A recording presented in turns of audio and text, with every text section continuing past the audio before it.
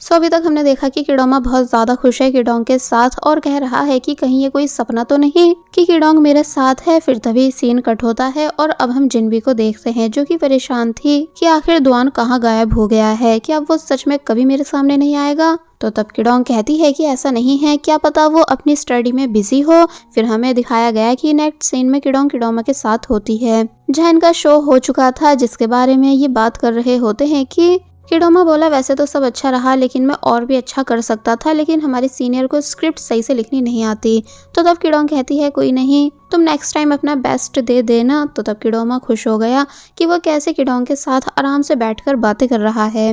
Next scene में हमें दिखाया गया कि हॉलीडेज में किडोंग और जिनवी वापस अपने होम टाउन आई हैं। तो तब पेरेंट्स इन दोनों के आने का वेट कर रहे थे और फिर जब इन दोनों को देखते हैं तो काफी ज्यादा खुश हो गए और फिर ये चारों खुशी खुशी घर जाने लगे।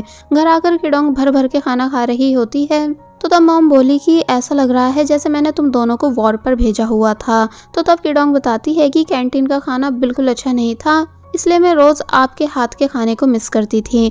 फिर दोनों बताने लगी कि हम दोनों आप दोनों के लिए गिफ्ट लाए हैं। फिर जब गिफ्ट देती हैं तो तब मॉम डैड को वो काफी ज्यादा पसंद आए और फिर ये सब और भी कई सारी बातें करने लगे। रात में हमें मियाओ और काई को दिखाया जाता है जिनसे किडोंग और जिनबी ये दोनों मिलने आई। तो तब मियाओ और किडोंग एक दूसरे से मिलकर काफी ज्यादा खुश होती हैं, बट काई नोटिस करता है कि जिनबी का मूड ठीक नहीं है।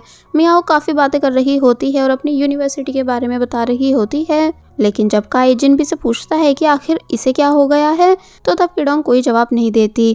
काई बोला वैसे अभी तक दुआन क्यों नहीं आया। तो तब मियाओ काई को चुप कराने लगी क्योंकि दुआन की ही वजह से तो जिनबी परेशान है। तो वहीं दूसरी तरफ हमें दुआन और किडोमा को साथ में दिखाया जाता है, यानी ये दोनों भी होम टाउन आए हुए हैं।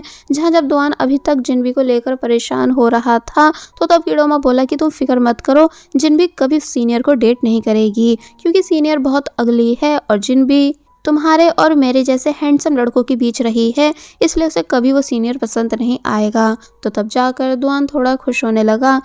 ऐसे ही हॉलीडेज एंड हो जाते हैं एंड किडोमा अब वापस अपनी यूनिवर्सिटी आ चुका था, जहां उसको लिनहाओ एक ब्यूटीफुल प्लेस लेकर आया और कहने लगा कि किडोंग को कल यहाँ लाकर प्रपोज कर दो। किडोमा हैरान हुआ कि क्या इतनी जल्दी। तो तब लिनहाओ कहता है कि जब लोहा गर्म हो तो उस पर हैमर मार देना चाहिए, क्योंकि इस टाइम किडोंग तुम्हारे साथ सॉफ्ट बिहेव कर रही है, तुम पर अब चिल्लाती भी नहीं है, इसलिए मेरे अकॉर्डिंग यही बेस्ट टाइम रहेगा। इससे पहले कि कोई तीसरा तुम दोनों के बीच आ जाए। तो तब किडोंग भी इस बात के लिए मान जाता है एंड साथ ही इमेजिन भी करने लगा कि जब फ्लावर्स देते हुए मैं किडोंग को आई लव यू कहूँगा और बताऊंगा कि मैं उसे कितना ज़्यादा पसंद करता हूँ, तो वो कैसे काफ़ी ज़्यादा खुश हो जाएगी और मुझे यस कर देगी, साथ ही मुझे टाइटली हग भी करेगी। सब कुछ कितना अच्छा होगा और मेरी हैप्पी एंडिंग हो जाएगी। इसलिए प्रेजेंट में कहता है कि ठीक है, मैं कल पक्का किडोंग को प्रपोज करने वाला हूँ। अब नेक्स्ट हम गुजी को देखते हैं जिसके पास उसकी मॉम की कॉल आती है जो कि बताती हैं कि तुम्हारी दोस्त किडोंग ने फिर से घर के नंबर पर कॉल की थी और इस बार उसने अपना नंबर भी दिया है। तुम्हारे डैड नहीं चाहते थे कि तुमको इस बारे में पता चले, लेकिन मुझे लगा कि तुम्हें इस बारे में बता देना चाहिए क्योंकि मुझे तुम्हारी फिक्र हो रही है और मुझे तुम्हें ऐसी हालत में देखकर बिल्कुल अच्छा नहीं लग रहा है। गुजी सब सुनने के बाद कुछ नहीं बोलता और फिर तभी कॉल कट कर देता है।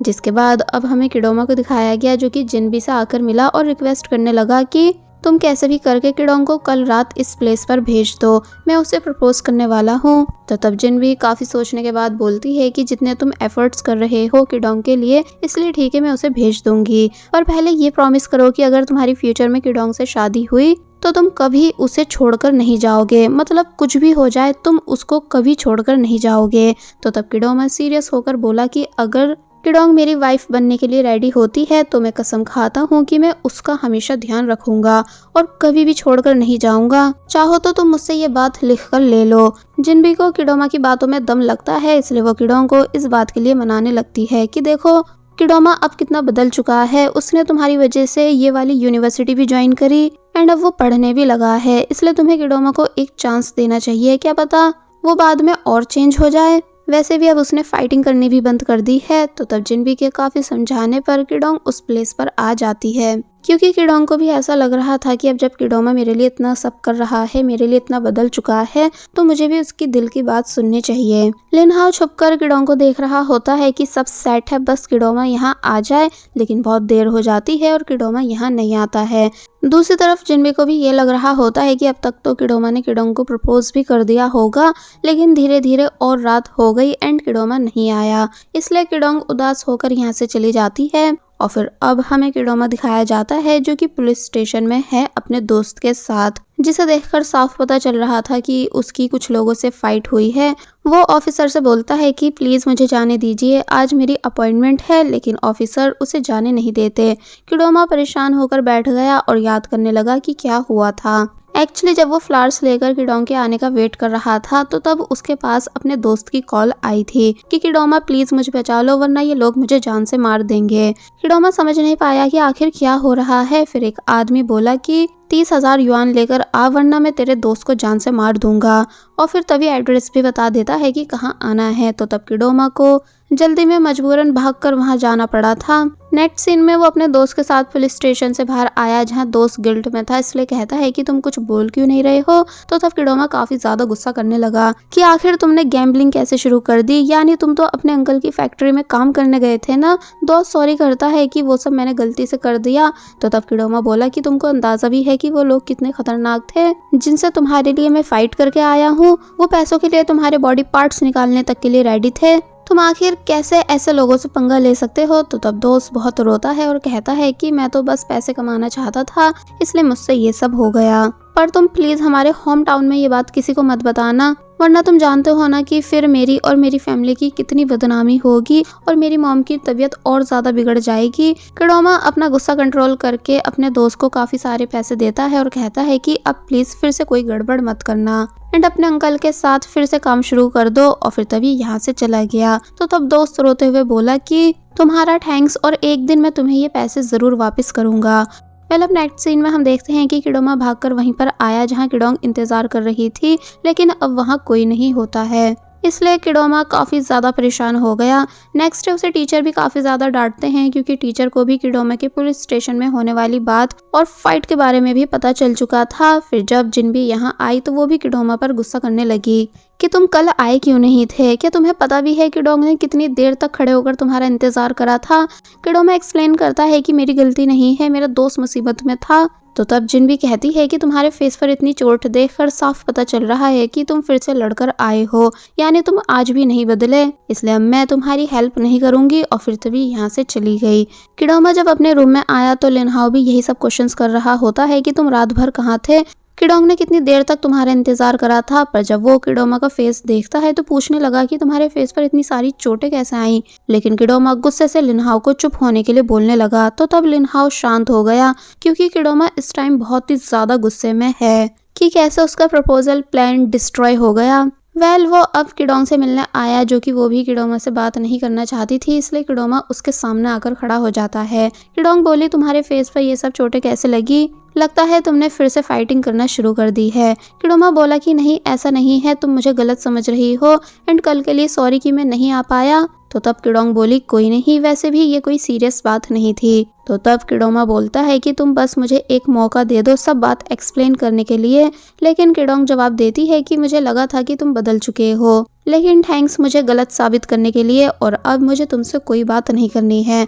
और फिर तभी यहाँ से चली जाती है। तो तब किडोमा बेचारा उदास खड़ा रह गया, क्योंकि कोई भी उसे समझ नहीं पा रहा है। इसलिए जब वो अपने रूम में भी उदास बैठा हुआ था कि तभी उसके पास दुआन की कॉल आई, जिससे किडोमा बोला कि चलो मिलते हैं, मैं तुम्हारे साथ ड्रिंक करना चाहता हूँ। बट दुआन मना कर देता है, ये बताकर कि मैं एक प्रैक्टिकल ट्रेनिंग पर जा रहा हूँ, यानी सिटी से बाहर। किडोमा शॉक हुआ और पूछने लगा तो अब तुम कब वापस आओगे। तो वो कहता है कि काफी टाइम लगेगा, यानी अब तो मैं बहुत टाइम के बाद ही आने वाला हूँ। दूसरी तरफ हम किडोंग को देखते हैं, जो कि जब अपने रूम में थी कि तभी उसको किसी की कॉल आई। कॉल पर पता नहीं कौन था, पर बस वो सब बातें सुनकर शॉक बैठी रह जाती है। नेक्स्ट मॉर्निंग हम देखते हैं कि जिनबी जब सोकर उठी तो उसे पता चला कि किडोंग तो यहाँ है ही नहीं। तो वहीं सनी बताने लगी कि वो सुबह सुबह जल्दबाजी में यहाँ से चली गई थी, पता नहीं क्या हुआ है। तो तब जिनबी भी ये सब बातें सुनकर हैरान रह जाती है। तो वहीं फाइनली अब हमें गुजी को दिखाया गया जो कि किडोंग की ही सिटी में स्टडी कर रहा है। वो अपने घर जा रहा होता है पर तभी कोई उसके रास्ते में आने लगा, जिससे पहले तो गुजी इग्नोर कर रहा था, पर जब नजर उठाकर देखता है कि ये तो और कोई नहीं बल्कि किडोंग है जो कि खुश हो रही है गुजी से मिलकर। तो तब गुजी किडोंग को बस देखता ही रह गया। दोनों के लिए ये मोमेंट ऐसा था कि जैसे टाइम रुक चुका हो, क्योंकि दोनों काफी टाइम के बाद एक दूसरे को देख रहे थे। किडोंग कहती है कि तुम बिल्कुल नहीं बदले, आज भी सबको इग्नोर करते हो। तो वहीं गुजी क्वेश्चन करने लगा कि आखिर तुम्हें कैसे पता चला कि मैं यहाँ हूँ। किडोंग कहती है बस ऐसी, यानी इसे हम एक कोइंसिडेंस समझ सकते हैं।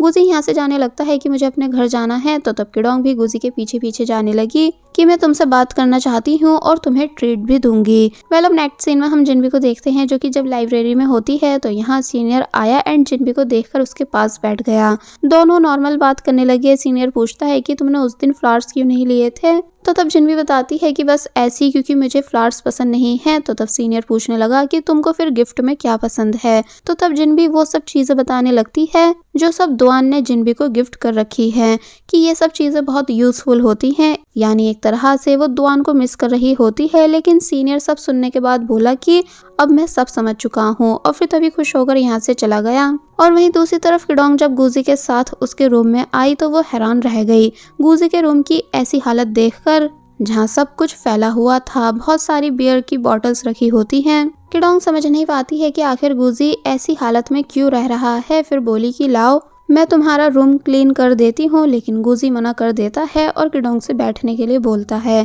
किडोंग बैठने की जगह करती है क्योंकि सब जगह बस बॉटल्स ही पड़ी हुई हैं। वेल किडोंग पूछने लगी कि तुम स्कूल में क्यों नहीं रह रहे हो। तो वो बोला इसलिए क्योंकि मैं सभी से दूर एकदम अकेले रहना चाहता हूँ। किडोंग बताने लगती है कि मैं तुम्हारी बहुत फिक्र कर रही थी, लेकिन तभी गुजी उसकी बात बीच में ही रोक देता है, ये कहते हुए कि अब मेरा अचानक मन गेम्स खेलने का करने लगा है, तुम यहाँ से जा सकती हो क्योंकि मुझे पास्ट के बारे में कोई भी बात नहीं करनी है। किडोंग कहती है कि ठीक है मैं कल आऊंगी, बट गुजी मना कर देता है कि नहीं अब तुम फिर दोबारा यहाँ नहीं आओगी, अपनी स्टडी पर ध्यान दो और प्लीज यहाँ से चले जाओ, मुझे गेम खेलना है। किडोंग को काफी अजीब लगता है, यानी एक तरह से उसे गुजी के लिए बहुत ही बुरा लग रहा होता है कि आज गुजी की क्या से क्या हालत हो चुकी है। लेकिन फिलहाल वो बस चुपचाप यहाँ से चली गई, जिसके जाने के बाद गुजी ने गेम खेलना भी बंद कर दिया, क्योंकि वो बस किडोंग को यहाँ से भेजना चाह रहा था। और बस फिर इसी सीन के साथ ये पार्ट यहीं पर एंड हो जाता है।